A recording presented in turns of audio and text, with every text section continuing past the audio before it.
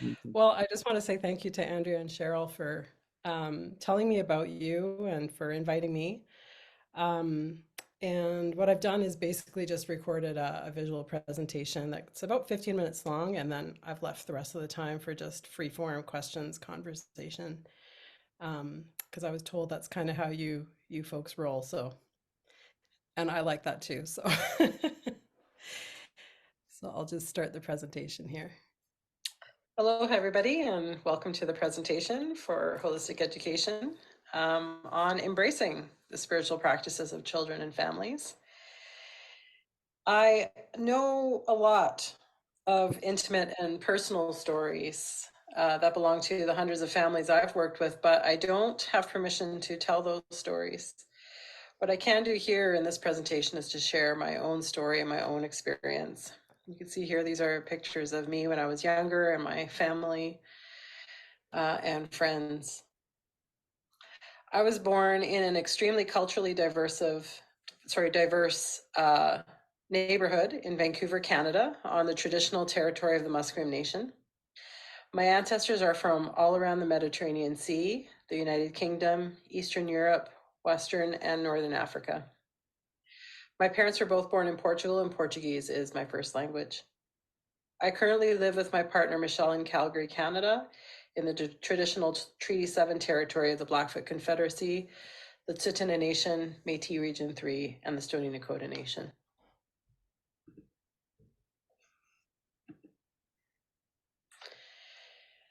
As a first-generation Canadian, mixed ancestry queer woman, I'm accustomed to walking between the worlds. I'm conscious that I can be a living bridge into worldviews that seem very disparate from one another. It's not easy, but I've had to learn how to wade through the complexity that these multiple realities bring. I never dreamt of being an educator. As a child of immigrants, though academics were relatively easy for me, I struggled with the implicit and explicit assimilation messages I received at school. I was proud of my culture, but it was hard to show all aspects of myself at school for multiple reasons. I don't really remember connecting with any of my teachers until my late high school years. I've constantly felt caught between being true to myself and doing what the academy expected of me. And I've often wondered why my whole being was not allowed through the door of my schools and why I had to leave my relationship with the divine out of my experience there. In my first year of teaching in public schools, I was inspired by a forward thinking administrator who was dedicated to inclusion and diversity. Every year, she took a poll of all of the kids in her school, and we would learn about every single holiday celebrated by the families. It was part of the children's social studies curriculum for the year. And I thought, yeah, that's such an elegant solution. You're not leaving anybody out. You're helping children learn about each other, and you're also welcoming families into the school and letting them know that their culture and their traditions are welcome there. However, I quickly learned that this administrator's attitude was extremely rare. It was more commonplace to be pressured to have as little contact with parents and caregivers as possible. I highly recommend this book if you're involved in homeschooling or unschooling at all, Raising Free People, because it shows why um, unschooling is such an important thing for particularly marginalized families whose kids don't really get to bring their whole selves into school. So after 4 years of working in the public system and inner cities, I could no longer participate in being an instrument of this. It was breaking my spirit, and my efforts to create change within the system were causing my health to break down. Unlike many other educators who have only worked in public or private schools, I had the unique opportunity to observe how children learn in various settings. I've worked in all sorts of learning environments, including public and alternative schools, and I've witnessed the trauma that modern schooling creates and perpetuates firsthand. I support choice in education and believe that parents are in the optimal position to decide which education pathway would work well for their children, in concert with their children's input for the direction of their own lives. I also feel strongly that folks have a right to be educated within their own cultural practices, languages, traditions, and epistemologies. No one should ever have to leave their gender identity, cultural roots, and language at the door to receive an education. The last 20 years working with children and families as a learning consultant through self-designed learning community has shown me that self-directed learning involves taking back the power of authorship of our own lives in a society that doesn't encourage or trust us to really direct our own life journeys. Home and unschooling is healing work for parents and educators who guide children through the process of self-directing their life paths. For Indigenous parents who have experienced intergenerational trauma related to residential schools and the fragmentation that colonization has fomented, self-directed learning is a way to reclaim the ancient knowledge, languages, and traditions of their ancestors.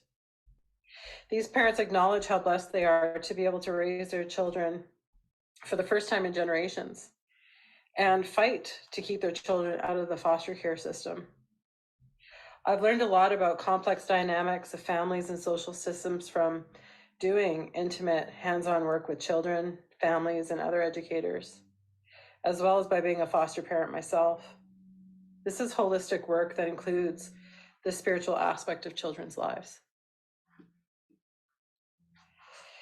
In self-design, learners create their own learning goals, which form their core curriculum for the year.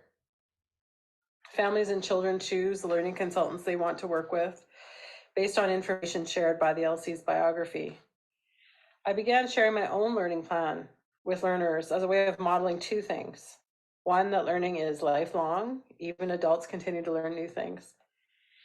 And one option for how a learning plan could look, but doesn't have to look. Interestingly, this provided a unique way for children to get to know me as a learner. And often the children will comment on my passions and interests and ask more questions. I've since discovered that this approach takes away the power imbalances that are so often present in the educator-child relationship and moves us instead in an equal relationship based on mutual respect. And I divide my personal learning plan into body, heart, mind, spirit. And so this is one of the things that the kids do as well and already are operating within the system in their families, many of them.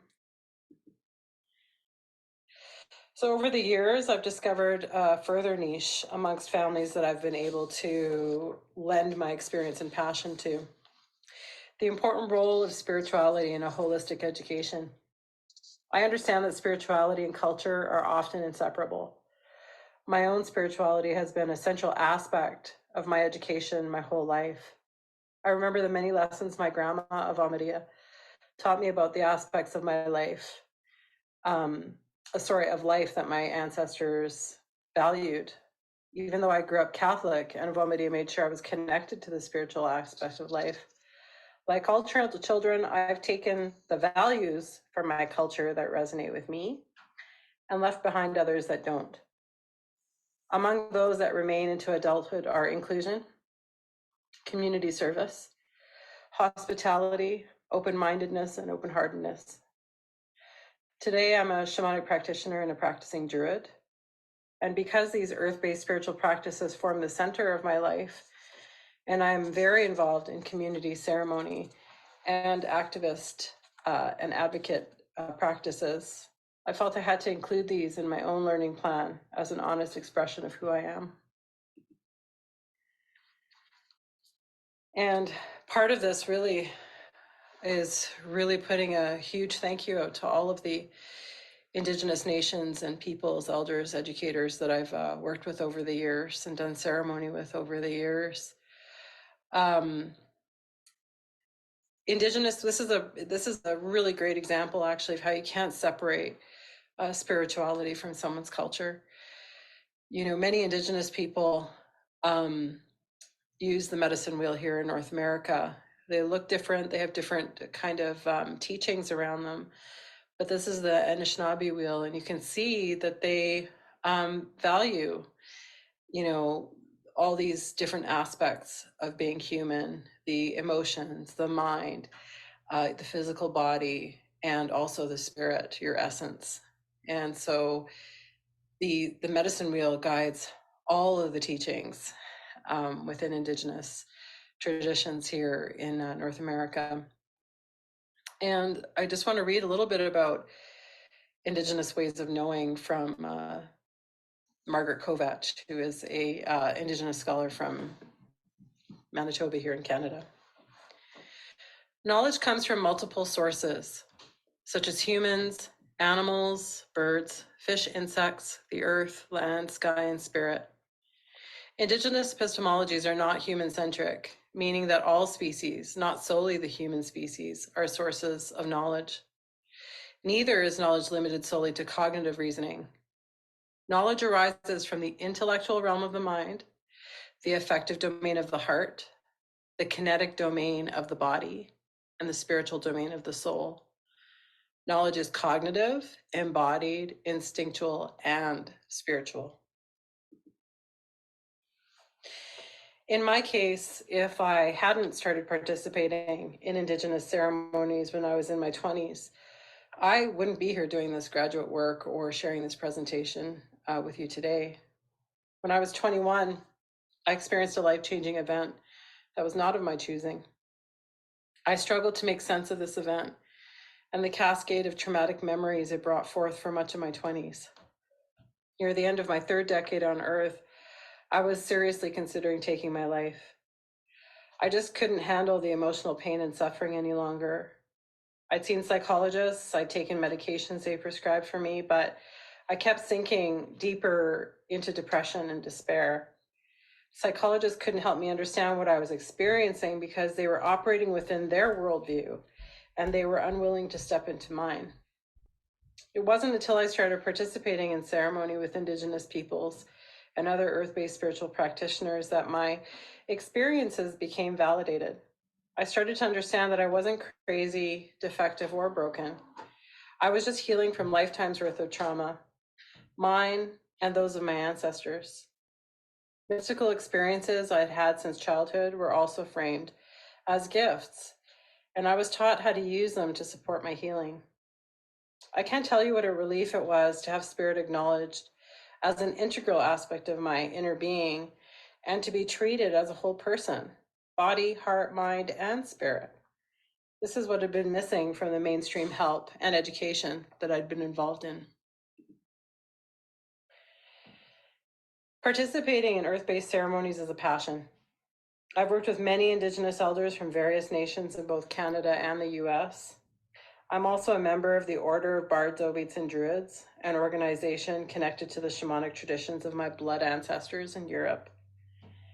And when I included my spiritual affiliations and practices in my LC biography, I was initially approached with some concern by self-design leadership.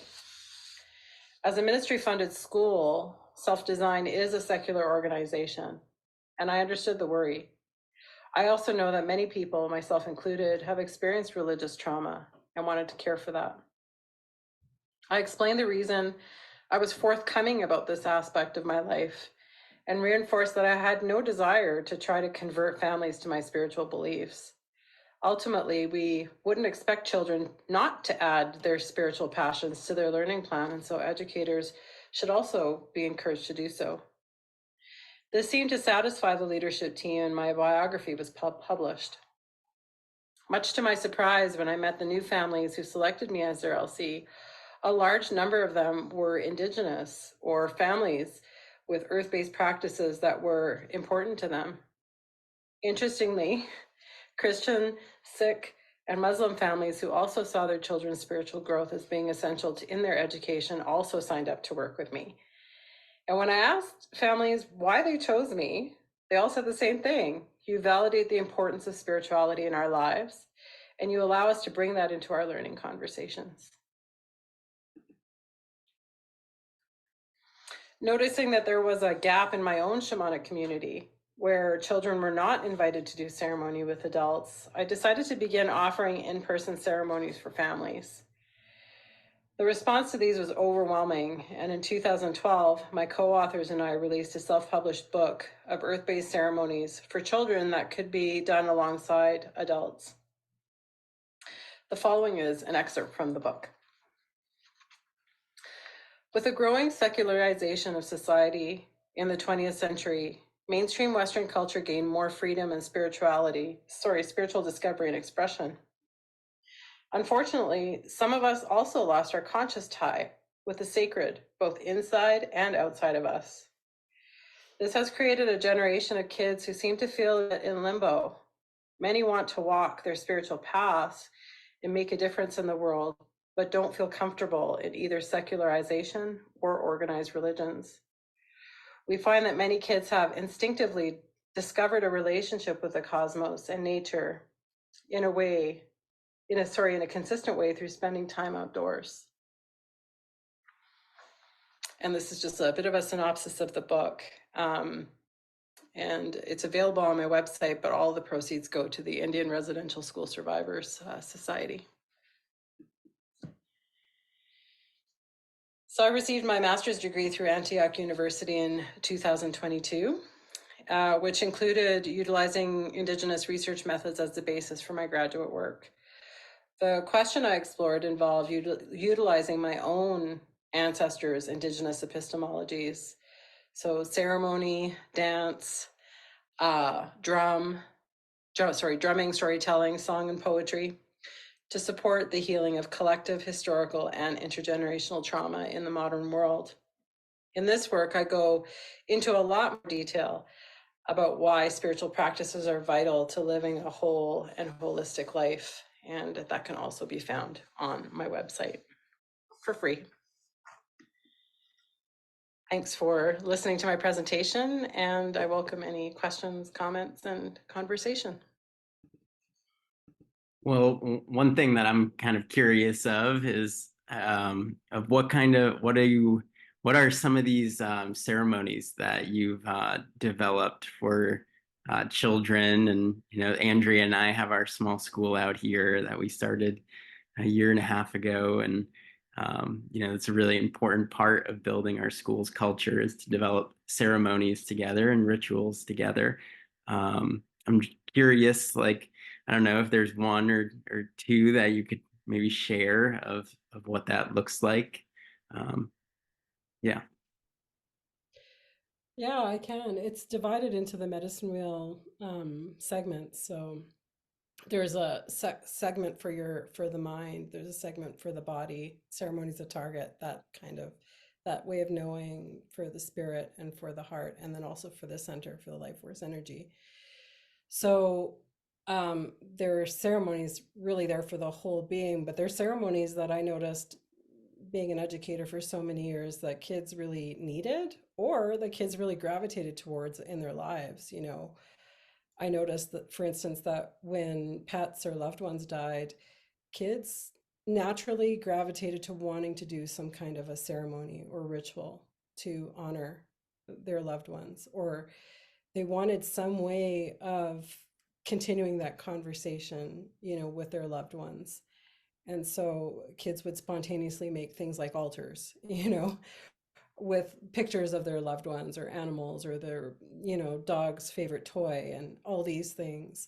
And they would use the altar spontaneously to just commune with their loved ones. And of course, that's a very ancient practice. Cultures all over the world um, have done this. And so essentially, I took some of the things that I noticed that kids needed and that they were already gravitating towards, and we kind of created ceremonies to go along with that. But they're in a loose enough form that, families and educators and caregivers can kind of adapt them according to what they know of the child. So they're not meant to be done in a really scripted way. But the other thing that was really interesting was that when we were testing the ceremonies and the adults, like grandparents, aunties, uncles, and parents, came to do these ceremonies with the kids, we saw the huge amount of healing that was going on for the family members, the adults, actually more than the kids in a lot of ways, because these ceremonies are created to be done alongside an adult or with an adult. And so that was actually really neat to see that kids and adults were getting a lot out of doing the ceremonies. Because remember, like a lot of us never got never received rites of passage when we were kids either. So by doing a lot of these ceremonies with kids, it's a good way to help us kind of reconnect with those pieces that we didn't get. It's never too late. I don't know if that answers your question. It does, and actually, we had an instance today where there were some mouse traps set up at school, and one of them caught a mouse, and we for a good 10 minutes or 15 minutes in circle time kind of processed emotions using pictures and discussed how we were feeling about this dead mouse. And yeah, so I can imagine if it was something especially more significant, like a pet or a loved one, yeah, there would even be more of like a big an energy pull to it. Yeah, Mm. thank you. Can I jump in? Yeah, we're doing freeform. Go for it, Cheryl. Okay. So I wanted to say that when I first connected with Jennifer Engracio, it was through Ba and Josette Lovemore.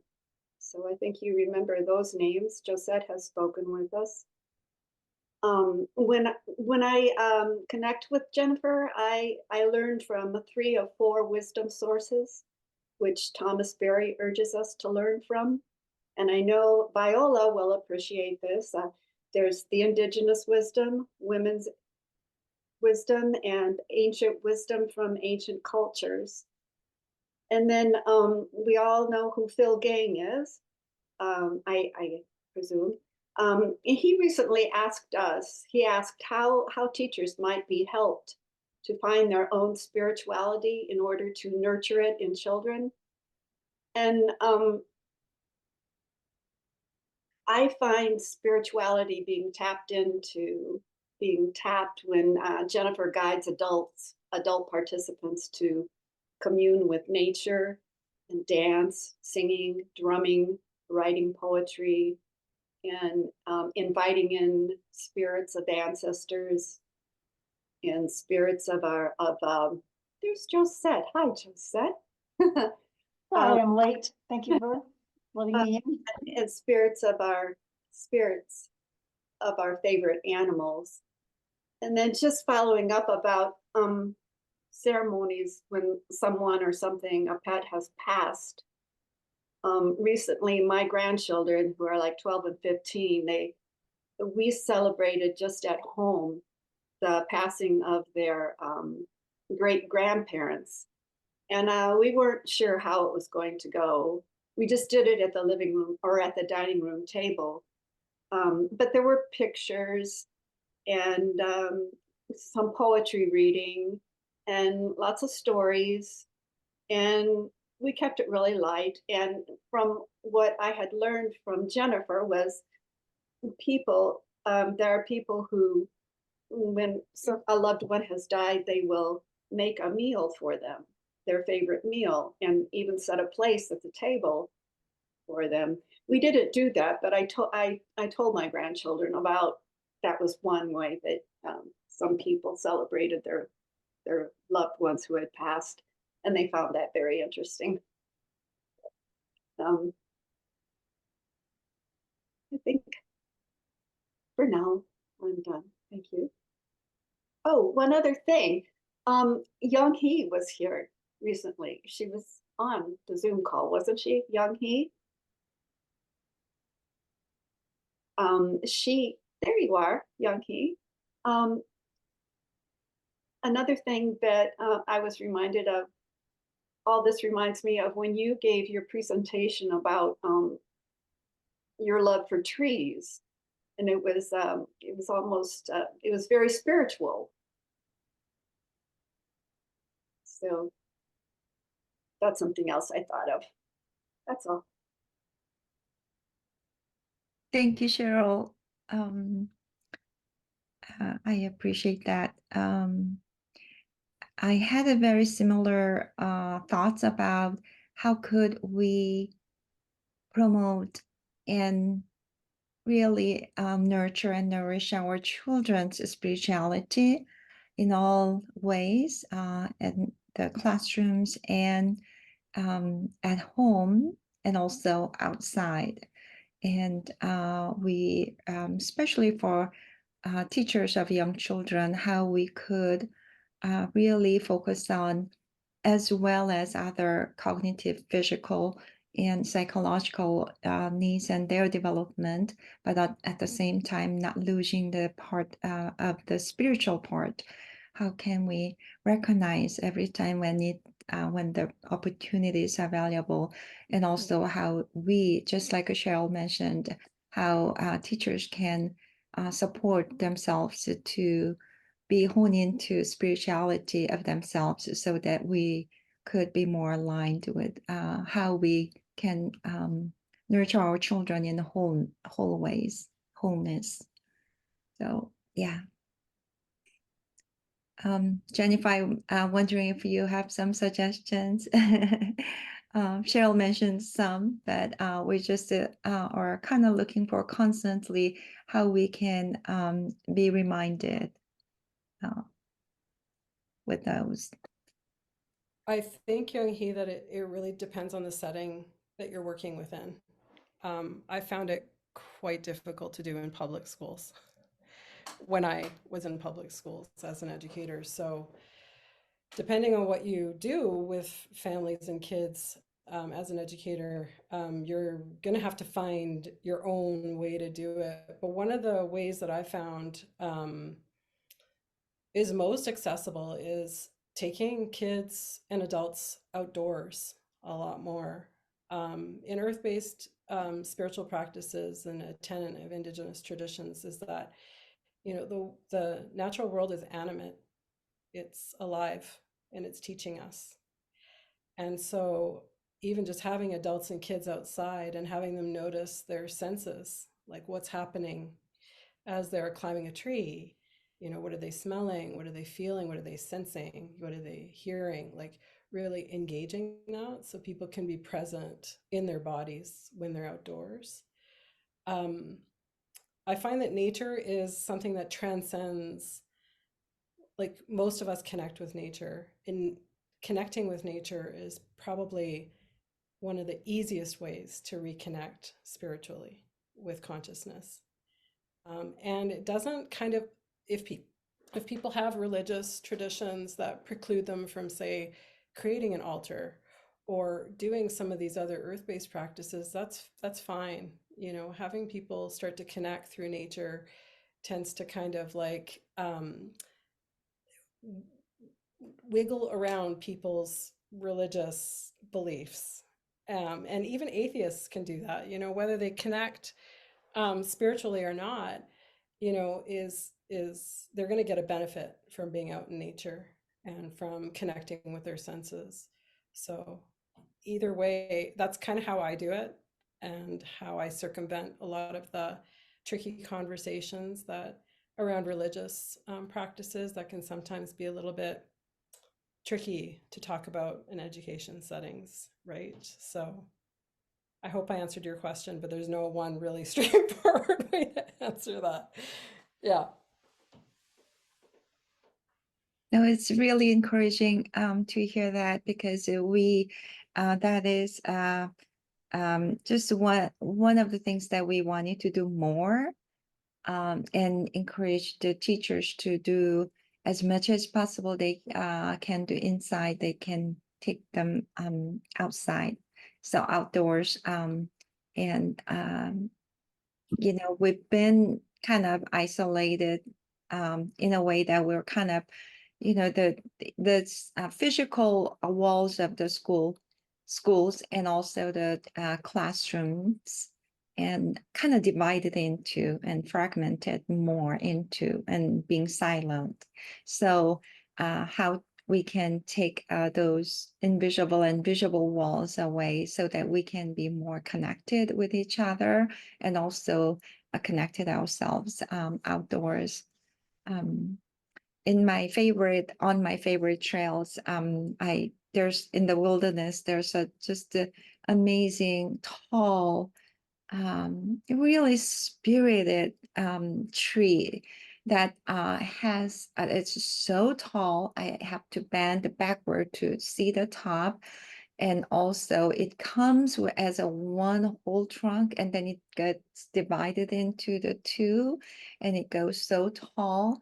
And I just, every time I pass by, I have to touch and feel. And I've done enough so many times that I feel now that the tree knows me, the connection with the tree.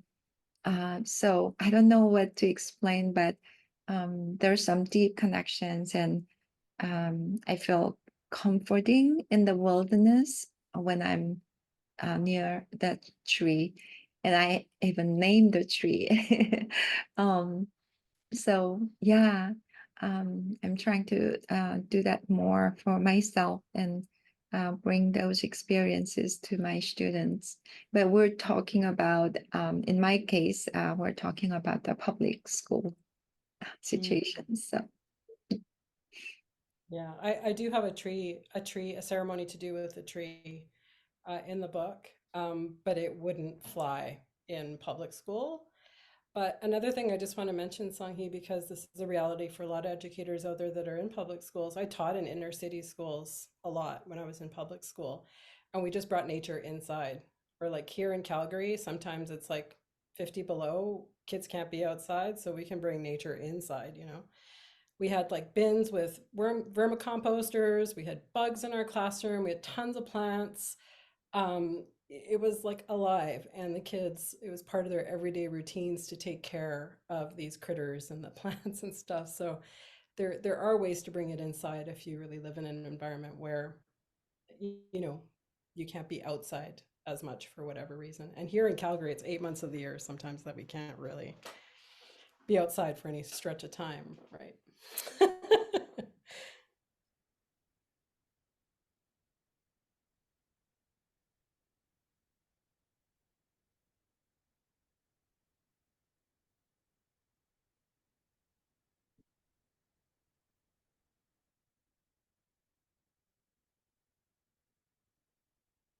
Go ahead, Viola or Viola. I don't know how to pronounce it properly, so hopefully I got one of them. Either way is fine.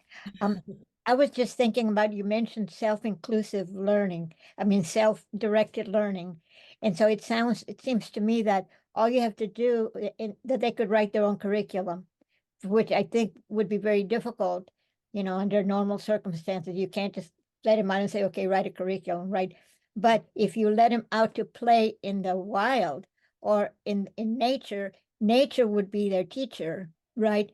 And so that they could actually make the plan of how they were going to, I mean, I think this is what you're saying. They can make a plan as to how they're going to proceed to to to see what they're going to learn or how they're going to do it on their own. I mean, just letting them loose in the out. I think that's what Josette was talking about when she did her presentation, right? You just let them go outside, right? And that the nature is their playground and their teacher, and they can just develop their own quote curriculum for the term or something like that.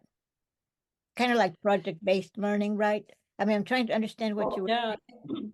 it's kind of interesting that you say that, Viola, because the same teacher, the same administrator I talked about before, that just rolled all the kids' religious traditions into the socials curriculum.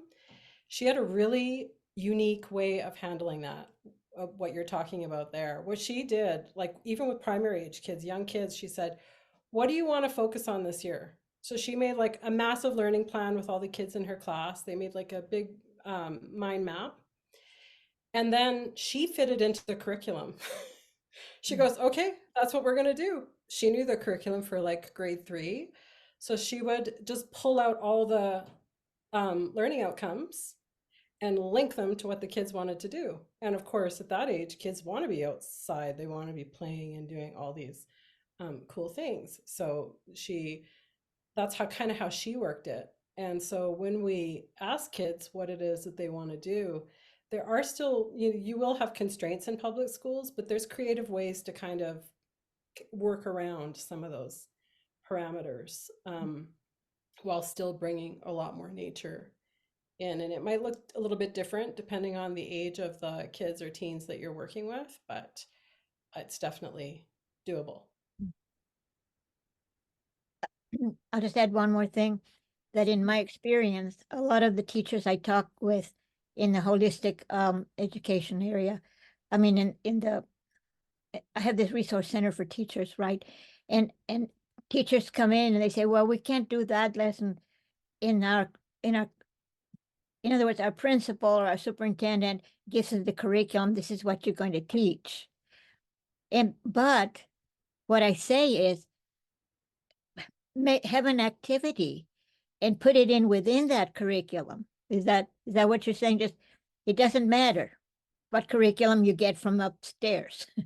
Just create an Exactly. activity that's based on this self-directed learning and insert it into there as a lesson. And there you go. Everybody can be included in the public. It's difficult to crack the public school mentality when you talk about holistic education. Oh, well, that's not in our curriculum. This is what they tell us to do. So how do you deal with that attitude? In other words, when you're trying to help them, do this other way. Yeah, and I mean, teachers have to make difficult sort of choices every day, Viola. Like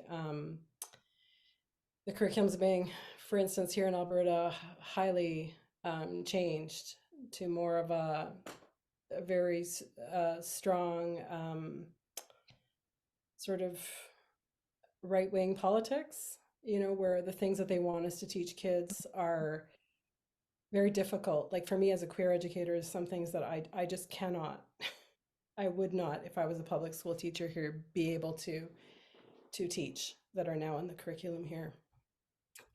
So I think those things will always be a little challenging for teachers, depending on what's in the curriculum, because we have to teach, we have to deliver the curriculum. But I think there's ways to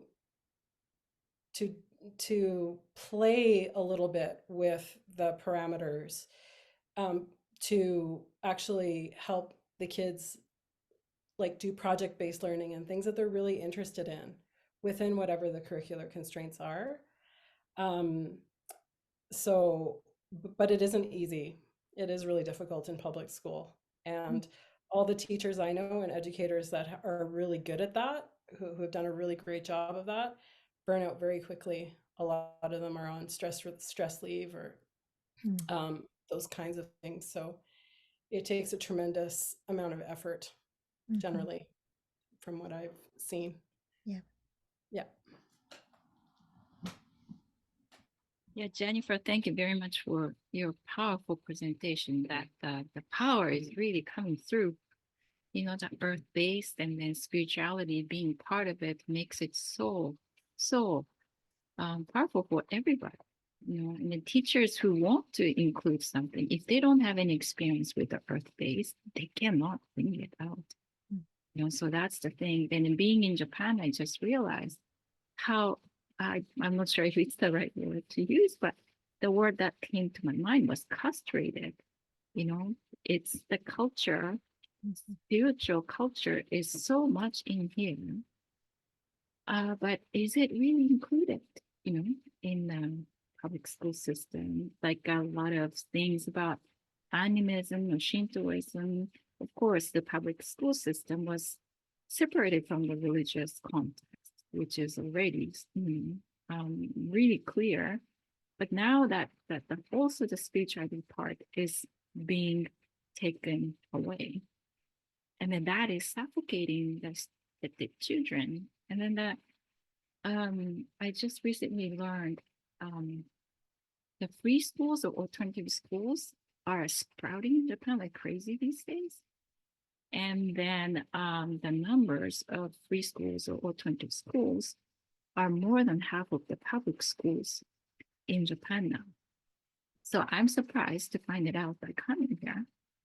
And then that is also reflecting the fact that so many children are refusing to go to school, public schools now. And then the number is just outrageous. I forgot what. But at the same time, by being here, I really realized that the deep spiritual part in the culture, which is not appreciated, it's not part of the curriculum at all. And then, but then going to alternative schools, they include all this nature-based, earth-based, and then something is missing, obviously. For example, like, for example, that Totoro, the movie Totoro, which is really famous, it's the comfort spirit, that the tree comfort. I think that's how you call it, right? It's the spirit of the comfort, that the big, big tree. So it's all about that, the spirit of the tree. When, he talk about that, the tree. So bringing that is like really animating the spiritual part of the children and then the adults as well. So that's why, like it's sort of like a suffocating, people without having the spiritual component in learning. So I'm just spitting out everything that just came to my mind by listening to you, Jennifer, and all the discussion. And yeah, so it makes me even realize again and again how important to include that spiritual component. It suffocates all of us. Thanks. Yeah, thanks for sharing all that information about what's happening in Japan. I really appreciate that because sometimes we can feel like we're just really kind of trapped in our bubbles from where we live. But when you start talking to people all around the world, there really is different kind of movements happening. And one thing that's happened here in Canada since 2009 is we had a Truth and Reconciliation Commission put out a report in 2015. And so reconciliation and Indigenous education is really being woven in. And it's legally mandated to be woven into the curriculums in all the provinces and territories in Canada. And so the last 7 years, I've been watching this roll out, and watching the difficulty that a lot of educators are having rolling this out. Some of it is, I don't think that we have been conscious.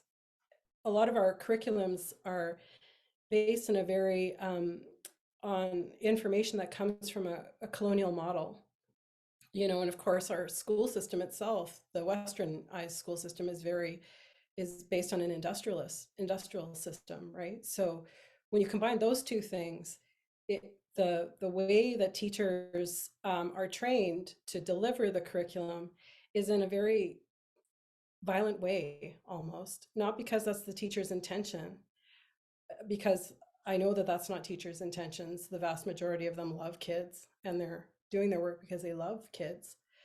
But for me, for instance, as someone who wasn't allowed to bring my culture, my language, my spiritual practices to school, I didn't have vocabulary for that as a kid.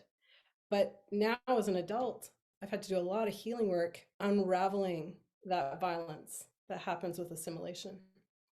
And I think a lot of teachers have a difficult time, particularly if they've lived in Canada for a long time and they're not as connected to their ancestral roots and traditions. They have a very difficult time understanding why it's so difficult for kids to just assimilate, because they've already been disconnected from their cultures for a long time and their languages. And so what's happening now all over the world is people are trying to learn more about their ancestors, reclaim their earth-based traditions from wherever they're from in the world. And it is causing some ripples, with people who really believe that education should just be secular. And while I understand the impetus to do that, the problem is that then we're not learning about each other, and we are forcing the diversity out of our communities and our classrooms. And personally, I have a really big problem with that. And psychologically, it creates a lot of problems for kids who feel like they have to conform to something that they're not ever going to be welcomed fully into anyway. So I do think it's really, really important to, you don't have to be spiritual yourself as a teacher, but there is a requirement that you respect, that there are different ways of knowing, that there are different ways of learning, and that for some people the spiritual aspect is very important.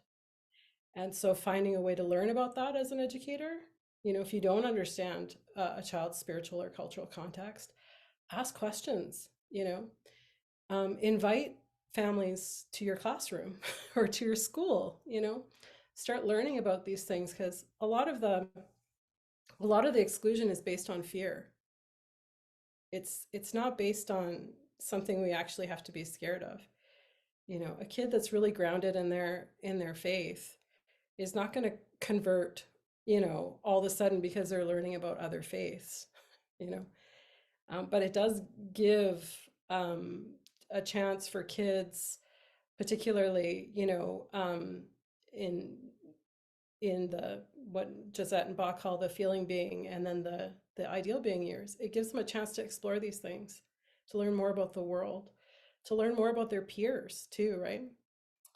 So it's not about converting people, it's about welcoming it into the spaces so that kids don't feel like they have to hide huge parts of who they are and their identities.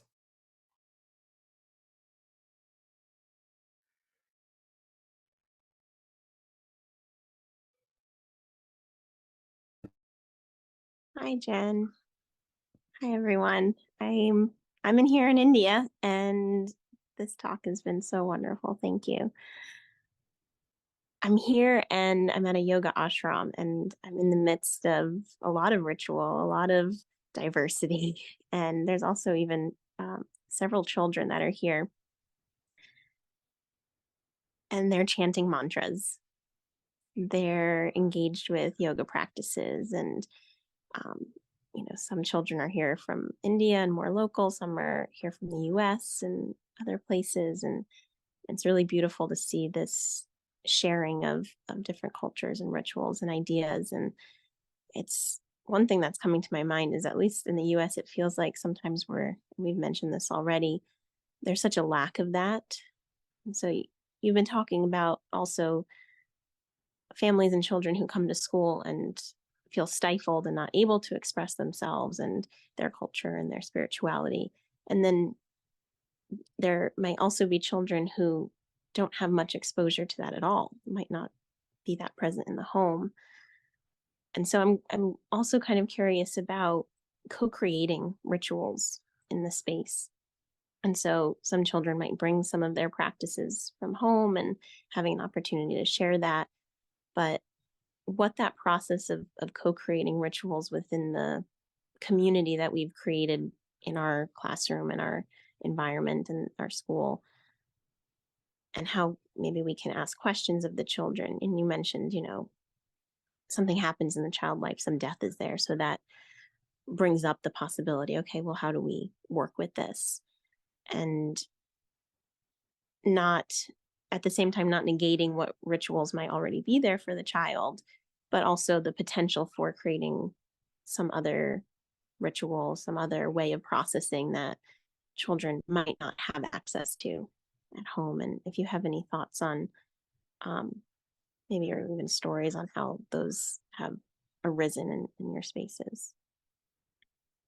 I'm going to turn my video off just for Wi-Fi reasons, but I'm here.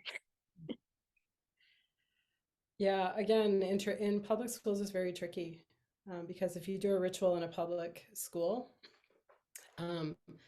sometimes that crosses the line into things that are forbidden in other religions. So you have to be careful of that when you're in a public school setting. But say, I was actually, my first year as a public school teacher, I think the first day was 9/11. That was my first day as a public school educator. And it was an inner city school, lots of kids in that class that were refugees. So we had kids who had family members in New York. We had kids from the Middle East. But that's what we had in our classroom, and these kids were pretty new refugees, some of them. And the way the school dealt with this event was, okay, it's happened, but we're not going to talk about it. This was the announcement. The principal came on essentially saying, we know that a lot of you have questions or you're concerned about what's happened, but we're going to continue on with our day, like essentially just pretending that nothing happened. Meanwhile, I have kids that are like in distress and having meltdowns in my classroom because they can't concentrate on anything other than, how is my auntie doing in New York? Is my auntie alive? Is she okay? Because at this point the kids didn't know anything about their families, right? So in my view, educators always have to find a way to support kids through whatever they're bringing to school with them, or we can't shy away from that.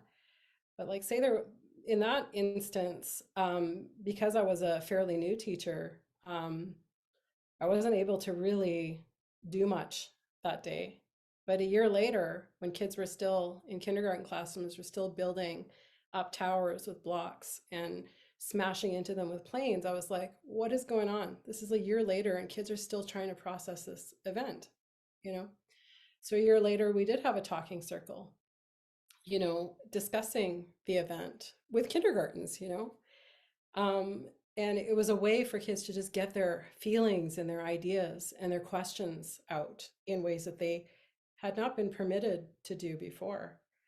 And so there's always ways that we can do this, or ways that we can honor somebody's relative or pet that died, or we have to be creative sometimes, but I feel like it's really important to address what's happening socially and psychologically, spiritually for kids in our classrooms, because they're not just brains that walk into our class.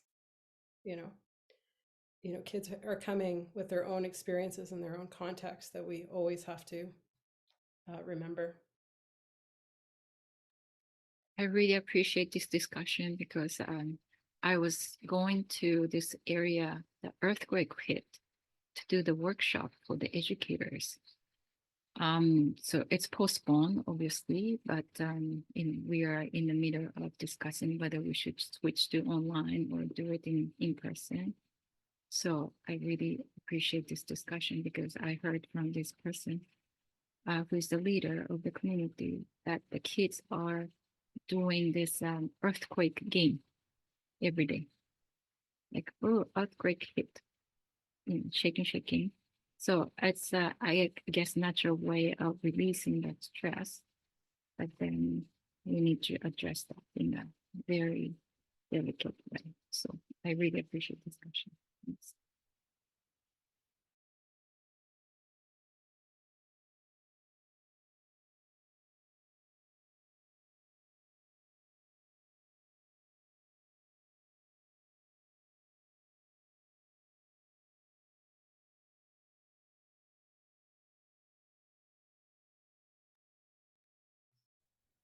Joe said, I'm so excited to see you. You're here. I'm curious about how your take on. You're just amazing person and educator, and then you're so into children's becoming their own selves, their identity development, and their resilience. And yeah, I'm just wondering if you how you. Thank you. Thank you. Hi, Jennifer.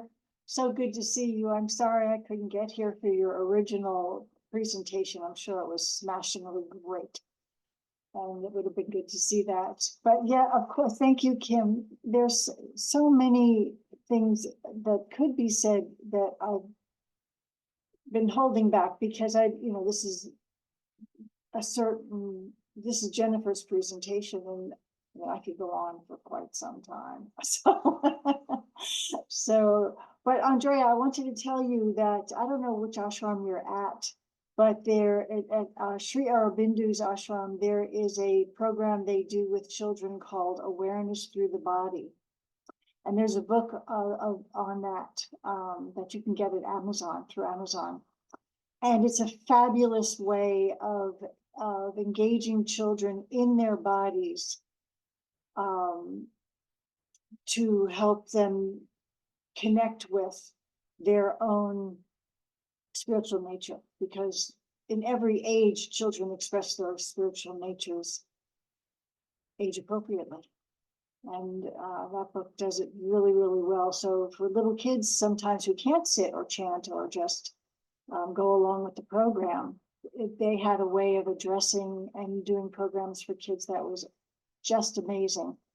And I learned it through a colleague of mine who's since passed, but awareness through the body is a lovely thing to do with kids in the classroom.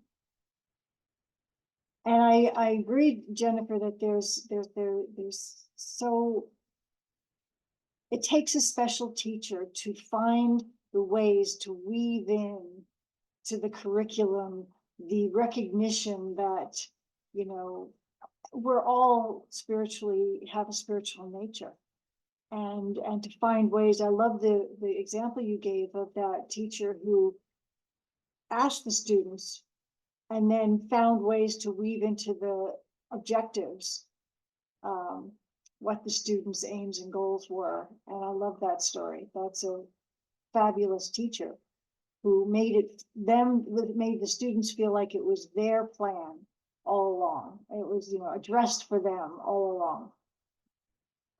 But you know, I was just filling out a chart recently to help a friend, close friend of mine who is in theater arts, to recognize, you know, theater arts needs to come back into schools because it's part of children expressing themselves. And there's so many things we can do to promote collaboration, to promote physical expression, to promote engage conversations about life cycles. That's like bringing nature into the classroom, is to engage, like, you know, that all of life works in cycles, and opportunities to assist each other and help each other, to collaborate and not always work individually and work separately. And I love, who was it that said that, oh, the earthquakes, the children were shaking. That's a way of releasing trauma that Peter Levine brought to the table. And that's a very healthy thing to do, to just allow that to come through the body. So some people just have a talent for allowing children to be with the spiritual nature that they are. And, but there's so much more than I can say in a few short words of ways to do these things with any age child.